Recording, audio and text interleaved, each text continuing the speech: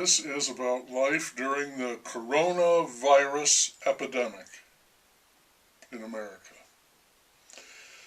In the middle of the 17th century, an Englishman, Samuel Pepys, kept a diary. It was a very lively journal. He held some position in the political world, so there was gossip about well-known historical figures. And I'm pretty sure he had a mystery, so there was some saucy material in it too. And as if that wasn't enough, one of the years he covered was 1666, when London was hit by the double whammy of a great fire and a plague. A lot of what we know about daily life in those trying conditions we got straight out of the pages of the diary of Samuel Pepys. We are now in the grip of the coronavirus, and so I thought I'd make like Samuel Pepys and, every once in a while, record my thoughts about what is going on. Because there's never been anything like this, not in my lifetime. First of all, let me say that, in a way, I have absolutely no idea of what is going on. I have to go on the say-so of other people, and I very much do not like doing that. Ordinarily, my life is like a legal court. Hearsay is inadmissible. But, as everyone will tell you, these are not ordinary times, and as a consequence of that, I am governed, literally, by hearsay. Every day at 2 o'clock, the governor holds a conference. He was going to hold off on that today because it's Sunday, the traditional day of rest, and he was going to give it a rest. But then he decided he better not, so he spoke along with his somber experts, one of whom is a very sincere, soft-spoken lady doctor who is, by now, driving me crazy with her deeply rooted sincerity that gets more sincere the deeper we get into this. This daily dose of bad news, along with the calm assurance that it's going to get a lot worse, is hard to take, and there's no getting away from it. There's also the mayor, other governors of neighboring states, and the president, every day.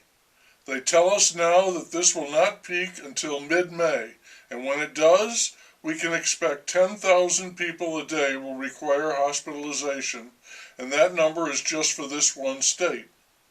And it's much worse in New York and Louisiana, California, and Seattle. We also have terrible shortages already of medical equipment, masks, respirators, but they tell us help is on the way.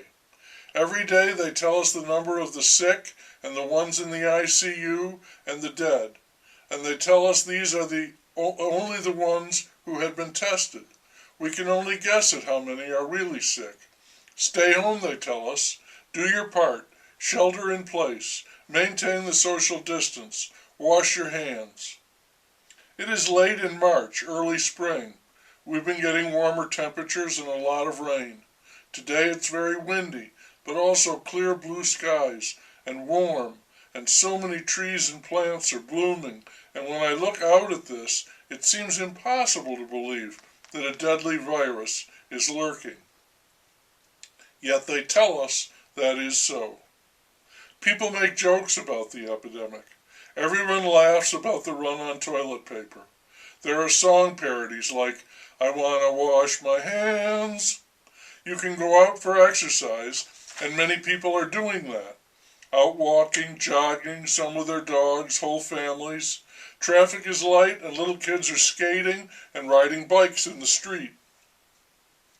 A couple of days ago we went to a nearby park. It was a beautiful, mild afternoon.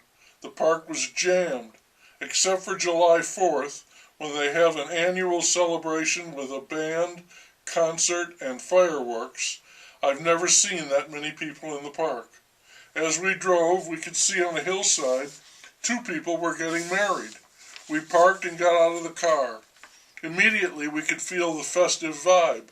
People were out and they were happy. Few are working now, or they're working from home, so they were glad to have somewhere to go and shake off the cabin fever. There was, overall, an unofficial party atmosphere in that park, and I had to make an effort to remind myself that we were in the middle of an epidemic, a killer virus. So it vacillates, from a running joke to a daily reminder that this is an ongoing deadly event, and that we are all going to be self-quarantined for months, at least. Meanwhile, the House and Senate have passed the $2 trillion relief package, and the President signed it. It's supposed to save people who are out of work and running out of money, and maybe it will do that, but I think it will further weaken and possibly destroy our economy, completely devaluing our money, including all of our savings. And what we daily do is paddle through one day and then paddle through the next until we get sick or we don't. So we keep paddling. There isn't much else we can do. This is not ordinary. It's a very, very odd way to live.